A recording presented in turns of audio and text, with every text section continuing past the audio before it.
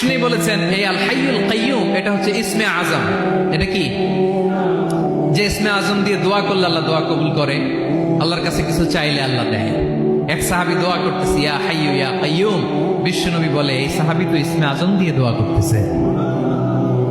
তাহলে দোয়ার সময় বলবেন ইয়া হাইয়ু ইয়া কাইয়ুম, পারবেন? বলেন ইয়া হাইয়ু ইয়া কাইয়ুম। আল্লাহর এই দুটো নাম ধরে ধরে আল্লাহরে ডাকবেন, তাইলে ওই দোয়া কবুল। পারা যাবে? বিশ্বনবী দোয়াতে বলতেন ইয়া হাইয়ু ইয়া কাইয়ুম বিরহমাতিকা আস্তাগীথ আসলিহ লি শা'নি কুল্লাহু ওয়া লা তাকিলনি ইলা নাফসি তারফাতা আইন। ও হাইয়ু ওয়া কাইয়ুম, ও শাশ্বত চিরঞ্জীব আল্লাহ, আসলিহ লি শা'নি কুল্লাহ, আমার সব কিছুকে আপনি ফিক্স করে দেন, ঠিক করে দেন। এক পলকের জন্য, এক চোখের পলকের জন্য আমার কোনো কাজ আপনি আমার উপর ছেড়ে দিয়েন না, সব কাজ আমি আপনার কাছে সুপর্দ করে দিলাম। সুবহানাল্লাহ পড়েন।